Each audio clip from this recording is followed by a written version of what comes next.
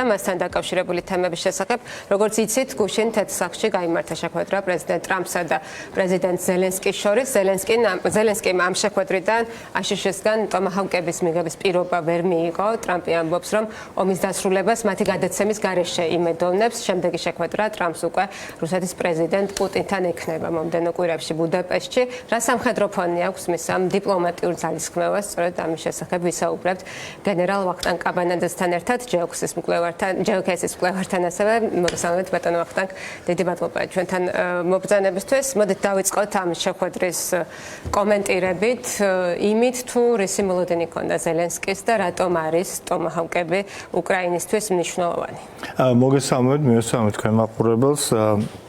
ძალიან კომპლექსური კითხვა არის და ასევე კომპლექსური პასუხები შეიძლება იყოს, იმიტომ რომ თვითონ სპექტრი აი ამ შეხვედრის არის ძალიან ოპტიმისტური და ძალიან პესიმისტურამდე. გააჩნია ვინ როგორ შეხედავს, მაგრამ ნებისმიერ შემთხვევაში ფაქტი არის ის, რომ დიპლომატიის სფეროში, ან სამხედრო დიპლომატიის სფეროში უკრაინამ ძალიან გაიუმჯობესა თავისი საწყის პოზიციები. მე რატომღაც სულ ესეთი რწმენა მაქვს და რაღაც რატომღაც დაჯერებული ვარ იმ საკითხში, რომ ტრამპთან ურთიერთობასაც თავარია მას ბოლო ვინ შეხვდება. ბოლო შეხვედრის შემდეგ ხდება აი იმ ნარატივის გააზრება, ვისთანაც ჰქონდა საბოლოო შეხვედრა. მაგრამ ფაქტია, რომ ასევე ფაქტია, რომ პუტინი არის ადამიანი, რომელმაც ტრამპს წაართვა მშვიდობის პრემია. ესეც ფაქტი არის. და ეხლა პიროვნულ და ადამიანურ დონეზე პუტინი მეგობარი ვეღარასოდეს ვეღარ ექნება ტრამპის. რაღაც ისეთში შეუშალა ხელი, რაც მისი მიზანია და ძალიან მნიშვნელოვანია. ეს იქაც გამოჩნდა უკვე ამერიკაშიც გამოჩნდა ალიასკაძის შეხვედრის, როცა ტრამპი არ დარჩა ვახშამზე, ეს დიპლომატიის დონეზე და პოლიტიკურ დონეზე ძალიან დიდი. მისმა ისტორიულმა წიაღსვლებმა გააღიზიანაო, ახლა გაირკვა წყაროები. ჩვენ არ ვიცით ამას იძახიან, მაგრამ ნებისმიერ შემთხვევაში მას გააღიზიანება გამოიწვია, იმიტომ რომ მას შედეგს ვერ მიაღწია, რაც მას უნდოდა.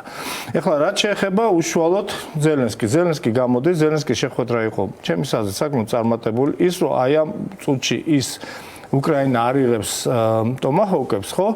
ეს არ ნიშნავს, რომ უკრაინა სამხედრო თვალსაზრისით სუსტდება. ზოგადად ეს უფრო არის პოლიტიკური ნაბიჯი, ვინაიდან უკრაინას უკვე თვითონ აქვს შეიარაღება, არა ისეთი მაღალ ტექნოლოგიური, როგორც ტომაჰავკი არის, მაგრამ მას აქვს თავის ფლამინგო, რომელიც 3000 კილომეტრზე დაფრინავს და ტომაჰავკზე ორჯერ მეტი საბრძოლო მასალის გადატანა შეუძლია მას. გააჩნია გრძელი ნეპტუნი, ქართულად ალბათ ესეა დოვგი ნეპტუნი უკრაინულად, მაგრამ ალბათ უფრო გრძელი ნეპტუნი, შორეული ნეპტუნი რაკეტა, რომელიც გადაკეთებული არის, ხო? ხმელეთი ზღვა რაკეტა გადაკეთებულია, ხმელეთი რაკეტა, რომელიც 2000 კილომეტრზე დაფრინავს. მას გააჩნია იგივე S-200, როგორც რუსებმა გადააკეთეს ეს 300-ები ხმელეთი რაკეტა და ასე უკრაინას აქვს, რომელიც 1000 კილომეტრამდე დაფრინავს და ეს S-200-ები რაოდენობაში აქვს უკრაინას ეს საბჭოთა ჰაერსაწინააღმდეგო რაკეტა არის. საფსანი ყავთ ესეთი რაკეტა უკრაინული წარმოების, რომელიც უკვე 500 კილომეტრზე დაფრინავს. ასე შემდეგ. ბრიტანეთი აგერ მზად არის მიაწოდოს და უკვე დაიწყო თუ არ ვწდები, მიწოდება Tiger Shark-ის, ეს არის დრონი, მაღალტექნოლოგიური დრონი, რაც ძალიან მნიშვნელოვანია, არ არის ძალიან ძვირი. $77,000 ფარგლებში არის, რაც უკრაინისთვის მისაღები არის და ამავე დროს საკმაოდ ეფექტიანი არის. 250 კილომეტრზე შეუძლია ფრენად. მისი რაც თავარია დიდი რაოდენობაზე არის საუბარი, რომ მზად არის დიდმა ბრიტანეთმა დიდი რაოდენობით მიაწოდოს ეს დრონები. და რაც ასევე მნიშვნელოვანია, ეს დრონი არ არის დამოკიდებული ნავიგაციისთვის, არ არის დამოკიდებული თანამგზავრებზე. ასე შემდეგ და ასე შემდეგ. ასე რომ ფაქტიურად ხო ტომაჰავკი უფრო პოლიტიკური გადაწყვეტა არის პრობლემის, ვიდრე თქვა რაღაც აი სამხედრო game changer-ი და ასე შემდეგ. პუტინზე წნეხის გაზრდის მაჩვენებელი იქნებოდა პოლიტიკურად, ხო? დიახ, და არის კიდეც. ეხლა ის რომ ეხლა არ აძლევს უკრაინას ამ უარიც არ უთქვამს ზელენსკის ციტატა არის, რომ ვერ მივიღეთ თანხმობა, მაგრამ უარიც არ უთქვამს. ანუ ეს არის როგორ იცი გაუსროლელი თოფი, დატენილი და გაუსროლელი თოფი, იმიტომ რომ მას ყოველთვის შეუძლია ამითი ზემოქმედება იქონიოს იგივე პუტინთან შეხვედრისას, რომ უთხრას, რომ იცით, ჩემო ძვირფასო ვოვა, მე მზადა ვარ, რომ ეს აღნიშნული სისტემები გადავცე უკრაინას. ეს არის ახლა ისე ზოგადად რატო არის ეს ტომაჰოვკი ესეთი მნიშვნელოვანი და საინტერესო, ეს არის ჯერ 70-იან წლებში შექმნილი, 77-ში თუ არ ვცდები, General Dynamics-ის მიერ შექმნილი ფთოსანი რაკეტა, შორი მანძილის, მაღალი სიზუსტის, რომელიც მას აქცევს ოპერატორ სტრატეგიული დონის იარაღად, ვინაიდან მას აქვს უნარი გადაიტანოს ბირთვული კომბინაც და ასევე 450 კილოგრამის საბრძოლო მასალა, შეიძლება იყოს ფუგასური, შეიძლება იყოს კასეტური. ზებგერითი არის, სუბსონიკია, ზებგერითი არის და რაც თავარია, არის ქსელოცენტრული, ანუ მისი მართვა შესაძლებელია, გადამიზნება შესაძლებელია დაწყებული თანამგზავრიდან, ცალკეული ხომალდიდან, ტანკიდან და ქვეითმაც კი შეიძლება ინდივიდუალმა ქვეითმაც კი მართოს საჭიროების შემთხვევაში აღნიშნული რაკეტა მიმართოს საჭიროებს. რა თქმა უნდა ძალიან მაღალი სიზუსტე გააჩნია, მას შეუძლია აარიდოს თავი აი ამ საერთაშორისო თავდაცვის საშუალებებს, რომელიც შეიძლება კონდეს რუსეთს და რომელიც ცდილობს ეს რაღაცნაირად გაწვდეს ამ ყველაფერს. დამატებითი შესაძლებლობა ექნება უკრაინას 2500 კილომეტრზე მიფრინავს. დამატებითი შესაძლებლობები გაუჩნდება უკრაინას, რათა დაარტყას სიღრმეში სტრატეგიულ ობიექტებს, რუსეთის სტრატეგიულ ობიექტებს, რომელსაც დღესაც წარმატებით ურტყავს. ამერიკული დაზვერვის დახმარებით ესეც იყო Financial Times-ის ინფორმაცია. გასაგებ დიახ, მართალი ბრძანდებით, ეხლა არ იყო საუბარი, რომ იცით ჩაიტანას ამერიკებმა მისეს ზელენსკის სია დასარტყმელი არა. ზელენსკიმ ჩაიტანა სია დასარტყმელი ობიექტების, რომელსაც უკრაინა თვლის, რომ ეს ობიექტები არის დასაზიანებელი და მისი კონკრეტული მდებარეობა მიმართვა და ის შემდეგ ეს უკვე ამერიკელების ხარდაჭერით შესაძლებელი მოხდეს.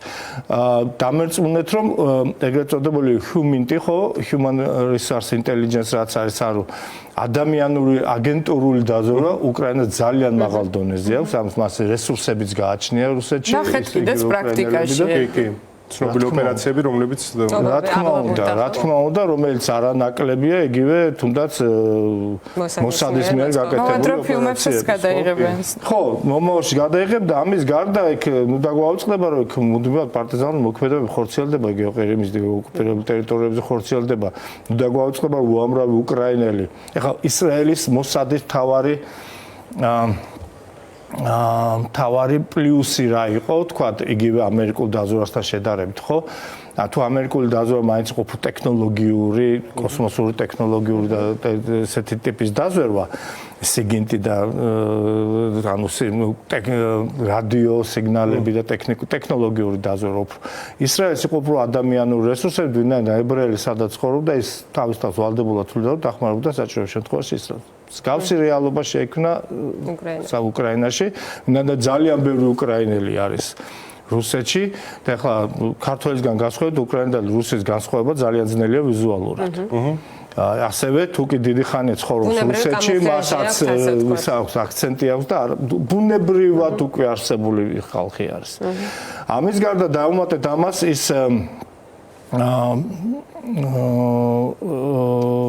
ის მუშები რომლებიც შესულები არიან შუა აზიის რესპუბლიკებიდან და 1000 რაიონებიდან, რომელიც ასევე აგენტური კადრების მხრივ დიდი არჩევანი აქვს. დიდი არჩევანი აქვს და ამას იყენებენ ძალიან ჭკვიანურად და კარგად. შეიძლება ქონდეს რესურსი, მაგრამ ვერ გამოიყენონ უკრაინელები, ამას ძალიან კარგად იყენებენ.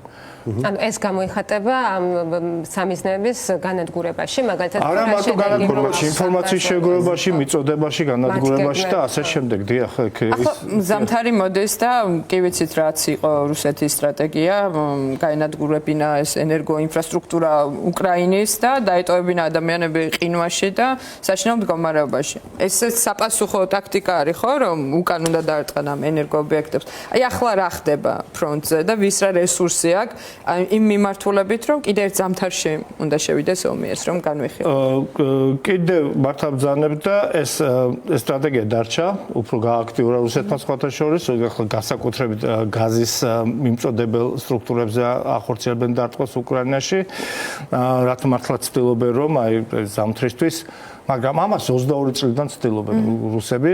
ნუ ახლა დაუმატეს რაღაც ტექნოლოგია, რაღაც გარკვეული დრონები, შაჰედები და ასე შემდეგ დაუმატეს, გაზარდეს დარტყმების რაოდენობა, თქვათ, აქცენტი ნულოვანი ხაზიდან, ანუ ფრონტის ხაზიდან გადაიტანეს განსაკუთრებით აი ასეთ დარტყმების სიღრმეში უკრაინის და ნუ მტკივნეულიეს უკრაინისთვის.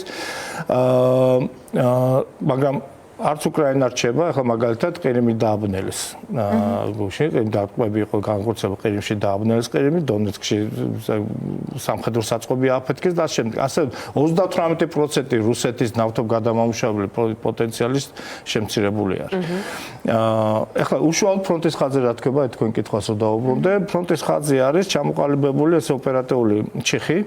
ძალიან გავს სიტუაციას პირველ მსოფლიო ომის დროს, როდესაც სანამ ტანკი გამოჩნდა, ახლა game changer-ი, ხო, მანამდე ტყვიარქვევებმა და არტილერიამ მიწაში ჩამარხა ეს ჯარი და გადაადგილება იყო მეტრებით, მეტრი იქით, მეტრი აქეთ. დაახლოებით იგივე ვითარება შექმნა დრონებმა. სხვა ტიპის დრონებმა. Plus სანამ ზამთარი დადგება არის კიდევ შემოდგომა, ანუ ეგრეთ წოდებული რასპუტიცა უკრაინის რაიონებში, უკრაინისთვის, სადაც ეს შავმიწა ნიადაგი გადაიქცევა ისეთ ტალახად, რომელსაც ეს ახალი ტაქტიკა რუსების ეს მოტოციკლეტების სწრაფი გადარბენა მნიშვნელოვნად შეფერხდება ეს შემტევისთვის. ხა კარგი ზოგადად ბუნება არის ნეიტრალური. როგორ გამოიყენება? ისევე როგორც თქვა, აი შემტევების გაუძნელებს, ასევე ნისლიანი დღეები აძნელებს დრონების გამოყენებას, იგივე მიწოდება დამცველებისთვისაც ასევე პრობლემაურია, მაგრამ აქ შემოდის დამატებითი დეტალები. მაგალითად რუსებს ზურგი, აი ამ ფრონტის უახლოესი ზურგი, ხო, საარმიო ზურგი, აქვს იმ გადამწვარ ტერიტორიებზე, რომელიც დაკავებული აქვს. როცა უკრაინას უკვე თავისი მიწოდების ესენი ღერძები გაცილებით მოკლედ და გაცილებით მოქმედი აქვს. ამის გარდა ახლა დავუმატეთ ის ტექნიკური პრობლემები, რომელიც რუსეთს გააჩნია იგივე ტრანსპორტის და გადაადგილებით და ასე შემდეგ და ასე შემდეგ. ახლა ის ტაქტიკა, რომელსაც აი ყველა არა, მაგრამ აი განსაკუთრებით ცოტა შედარებით ელიტური დანაყოფები, როსაც საშუალება ჰქონდა მოტოციკლეტებით შეეძინათ. იგივე მაგალითად 159 ბრიგადა საზღვაო ქვეითების რუსების წარმოიდგინეთ ათეული, რომელიც კეთდებოდა 5 მოტოციკლეტი, 2 კაცი იჯდა, ამას მიყვებოდა კიდე 2 მოტოციკლეტი, რომელსაც ჰქონდა ჩამხშობის სისტემები და ეს მაქსიმალურად ცდილობდნენ. ახლა ლანდშაფტი რო წარმოიდგინოთ, როგორც ომის კაბინეტში, ლანდშაფტი რო წარმოიდგინოთ უკრაინის, ბრძოლები მიდის ქარსაცავებზე. ეს ცენტრალურ ნაწილზეა საუბარი, საზღვისპირა და ჩრდილოეთ ნაწილი გამოაქვთ. ქარსაცავები რაც წარმოადგენს, ეს არის ტყის ზოლი, ხეების ზოლი, რომელიც 15-დან 20 მეტრამდეა სიგანის. და აი ამ ქარსაცავებს შორის არის სწორი ადგილი, სწორი მოსწორებული ადგილი, გადახნული როგორც წესი იყო ყოველ შემთხვევაში, ახლა გადახნული არის ბომბებისგან, რომელიც მანძილი არის კილომეტრნახევრიდან 2 კილომეტრამდე. აი ეს კილომეტრნახევრი 2 კილომეტრი თავარი არის აი ეს გამენაირად შეასრონ აი ამ ხეების ზონაში. ეხლა შემოდგომა მოდის ფოთოლის სანგრების როლს ასრულებს ესე. სანგრების როლს ასრულებს, ნუ ასე თუ ისე დამცავია იგივე FPV დრონებისგან რაღაც ხეები და ეს ხეს უშლიან, მაგრამ ეხლა ფოთოლი ჩამოცვიდება. ეხლა აი აქ დამალვაც უკვე გრთულდება. ყველა დიდი დანაკარგი დანაყოფებს აქვთ, როდესაც შედიან პოზიციაზე და როცა გამოდიან პოზიციაზე. აი როტაციის პერიოდში იღება ყველაზე დიდ დანაკარგს. ეს ეხლა არის აი ამ ომის ესეთი რეალობა, ესეთი მოცემულობა, აი რობოტიზაციის ეს მოცემულობა სანამ არ შემოვა დამატებითი ფაქტორი როგორც ფაქტორი ისეთი როგორც მაგალითად ახლა რასაც ძალიან აქტიურად მოქმედებენ ანტიდრონული დაცვები, რომელიც უფრო აქტიური იქნება რა. ახლა მაგალითად ესე როცა ინტერესისთვის ლეონიდასი გამოცადეს ამერიკელებმა, ეს არის მაღალი სიმძლავრის მიკროტალღოვანი დანადგარი, რომელმაც 671-დან 71 დრონი ჩამოაგდო, ეს არის ტალღების გამოსხივება, რომელიც ელექტროვას სრულად შლის. და სადეს და 51 დრონი ერთდროულად ჩამოყარა კიდეც. ეს შეიძლება იყოს გადამწყვეტი ფაქტორი, ახლა პირველ მსოფლიო ომთან ანალოგია ხშირად გვესმის და რაღაც ერთი ფაქტორი არსებობს ისეთი როგორიც იყო მაგალითად ტანკი, ასევე ხშირად გვესმის ისიც რომ ამ ომში პირველ მსოფლიო ომთან პარალელსაც მათ შორის მაგიტავლებენ რომ ეს ადამიანური რესურსის მნიშვნელობა მაინც ძალიან დიდი დარჩა და არ არის ეს ომი როგორც ფუტურისტულ ფილმებში იყო წარმოდგენილი რომ აი თანამედროვე ომი შეიძლება ყოფილიყო და რა არის ეგ მთავარი ფაქტორი რამაც შეიძლება გადაწონოს. იცი მე აი ამას უძახდი აი მეორე თაობის ომს, ან პირველ მსოფლიო ომს, მაღალ ტექნოლოგიურ მეორე თაობის ომს, ანუ მაღალ ტექნოლოგიურ პირველ მსოფლიო ომის სახე გვაქვს ჩვენ. ეს არის იგივე დომინირება არტილერიის, ადამიანური რესურსის და ამავე დროს რობოტიზაცია გარკვეულწილად აი ამ ფრონტის ხაზის. ეს ეხება არა მარტო თქვათ ჰაერს, არამედ ახლა მაგალითად ბოლო პერიოდში უკრაინის ველზე დაიწყეს გამოყენება ბრიტანული რობოტი ძაღლების, რომელსაც 4 საათი შეუძლია მოქმედovat 13 კილომეტრამდე მოდის, ეს რომელიც შეუძლია თვალთვალი აწარმოოს, რომელსაც შეუძლია დანაღმა აწარმოოს, რომელსაც შეიძლება თვით კამიკაძეს როლი შეასრულოს და ასე შემდეგ. ანუ ვითარდება, მაგრამ ნებისმიერ შემთხვევაში შემდეგი ომი ესეთი აღარ იქნება, ჩემი გადასახედიდან, ვინაიდან უკვე შესაბამისი ზომების მიღება ხდება მაღალ განვითარებულ ქვეყნებში. ეს არის აი ამ ომისთვის დამახასიათებელი, როდესაც საჰაერო უპირატესობა არც ერთ მხარეს არ აქვს.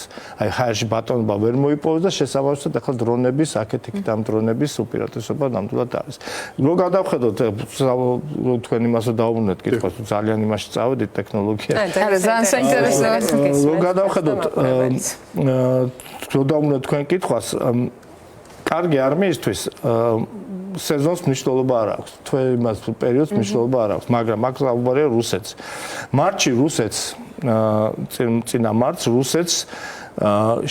რუსეთმა დაიკავა 125 კვადრატული კილომეტრი წინსვლა შეძლო აი ამ 2000 კილომეტრიან წაზმ. შემდეგ მაგალითად აგვისტოში მისი წინსვლა იყო 550 კვადრატული კილომეტრი. უკვე სექტემბერში 450. მე ოქტომბერში 200 კილომეტრამდე დავიდა და ესე ნელ-ნელა ჩამოძა, რასაც ვუბრუნებთ იგივე ამინდების გამომდებიდან გამომდინარე ვითარება იქნება.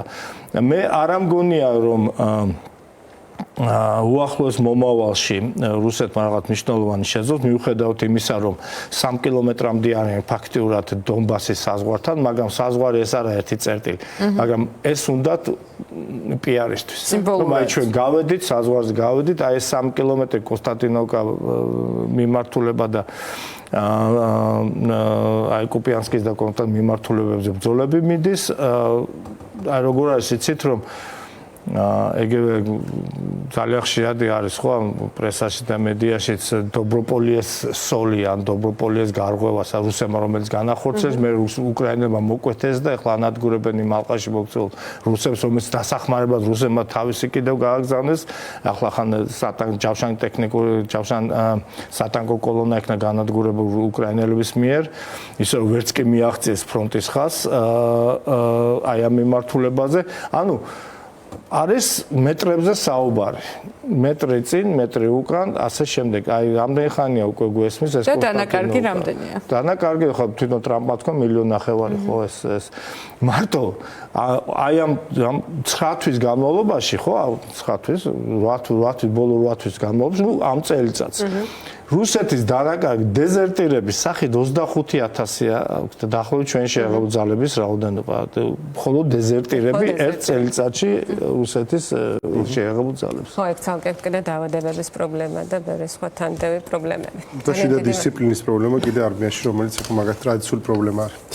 ძალიან დიდი მადლობა ბატონო ვახტანგ საინტერესო საუბრისთვის. გემშვიდობებით თქვენ, მაყურებელსაც ვემშვიდობებით ხვალამდე. ფორმულას ეთერს კი შაბათის ფორმულა გააგრძელებს, ასე რომ დარჩით ჩვენს არხზე.